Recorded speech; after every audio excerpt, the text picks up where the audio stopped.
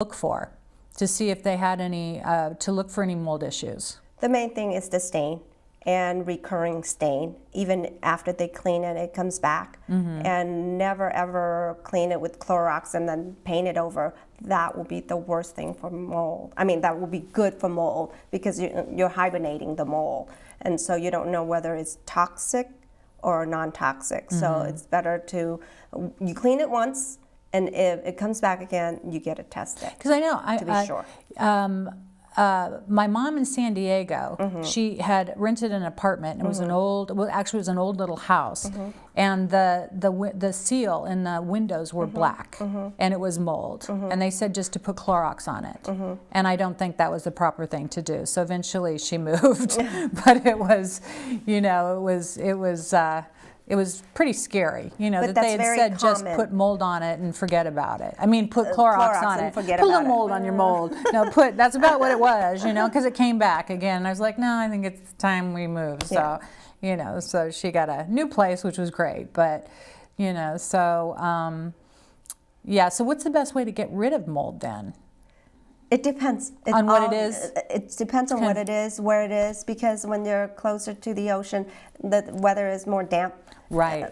By the ocean, and then if the property is surrounded by moisture, and that's another cause. And if you have sprinkler constantly spraying, that's something again, to bushes, watch for too, right? And then combination of that and the weather, it'll bring molds on the window seal. Right. And so it's all depends on what it is. Right. And so you treat each case differently. Yeah. Well, that's some really great information. You know, thank you so much, because a lot of us forget, you know, that we have water, our sprinklers, or the rain in our homes all the time, and just a little bit about the sprinklers. You know, just to watch to make sure those sprinklers aren't. That they're going forward to save water too, right. You know, on your lawn and not hitting your front porch or your foundation, you know, or something like that. And luckily we had the great opportunity of meeting with your husband, Duane Morrison, and Morrison Inspection, and going out on location and seeing what they do. So, you know, at this time, I just want to thank you so much for coming into our studio and giving us some information about what you do and what you specialize in. And at this time, we're going to head on out for our location shoot. So let's head on out to with Morrison Inspection. Welcome to Your Key to Real Estate. I'm Shannon Kriska, your host and realtor, and today we're going to be talking about home inspection. And with me is Duane Morrison with Morrison Inspections. Welcome, Duane. Hi, Shannon. How are you? Good, good. I'm so glad you're on the show today. Oh, thanks. Well, inspection is very important for a new home buyer. And we are outside today of this beautiful home you're inspecting. I see you have someone on the roof already. Yes, we do. We have Ian up there. Hey, Ian. Hey, Shannon. How you doing? Good, good. So we've talked a little bit before the show of two of the most important things and the most expensive things in home inspection. If someone were to have to invest in fixing something, that would be, what would you think? The roof is probably one of the single most important items when inspecting a house. We want to make sure that the roof doesn't need to be replaced within 6 to 12 months after moving in. And what would be, and the other one would be? Foundation. Foundation. Yep. Foundation. Yep. So Ian's on the roof right now. What is he looking at? Well, he's up there looking at all of the roof coverings, the service life, how old the roof is. He's looking at the flashings, the roof penetrations, the chimneys, pretty much everything that's up there. And now the homeowner or the home buyer that's going to hire you to do these inspections, you take pictures of everything. So the homeowner or the home buyer will be able to see everything, and because we don't want them on the roof as well, just the inspector. That's correct. We don't ever want anybody climbing up that ladder other than the inspector. There's a lot of liability. Okay, that's great. Now, as far as the foundation, if we're looking around the side of the home here, what are you looking at when you're talking about foundation? Well, what we're looking at here is we want to check to make sure the house has adequate grading. And what that means is so the ground slopes away from the home and water can drain away. Because what happens is if the water doesn't drain away, it can go underneath a house or cause water damage. Okay. The number one enemy to a home is water. So we want to make sure we don't have any areas of water intrusion. So the two most important things, again, to remember, the highest ticket items when you are purchasing a home that your inspector will look at is the roof and the foundation. Yes. Okay. And then also, what else out here would you be looking at?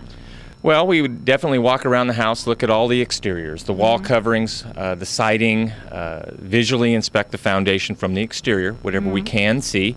Again, the drainage or the grading. We would look at all the walkways, the driveways, electrical. There are some light fixtures outside.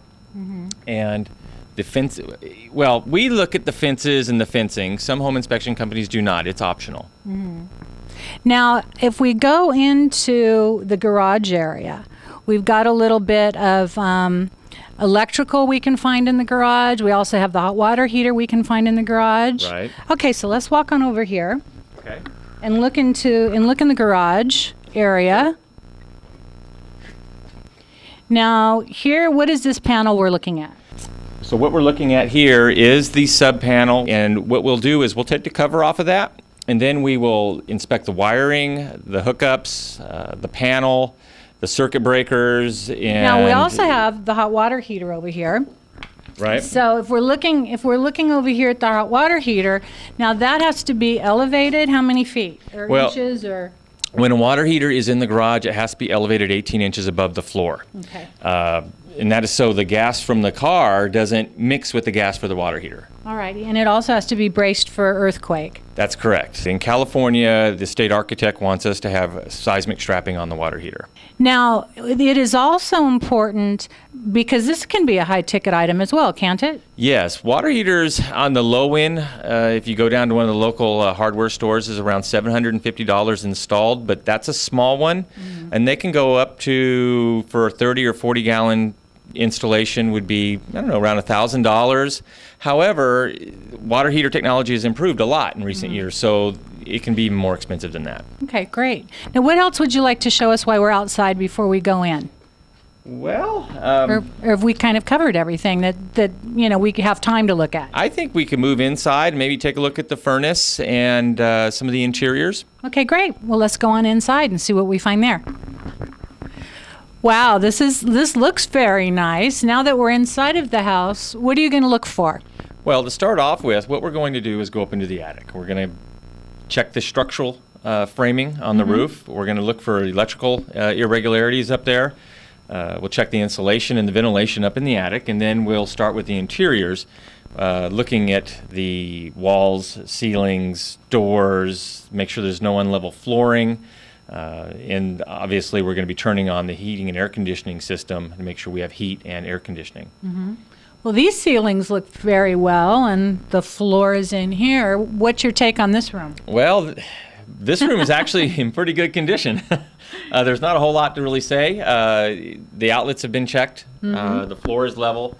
The door over here is not. Let's walk over here. Okay. It's not square to frame. We took a really close look at that. Sometimes we'd recommend further review by a structural engineer, but in this case, we're not going to do that. Now, this looks fairly square to frame. What does that mean exactly for the layman?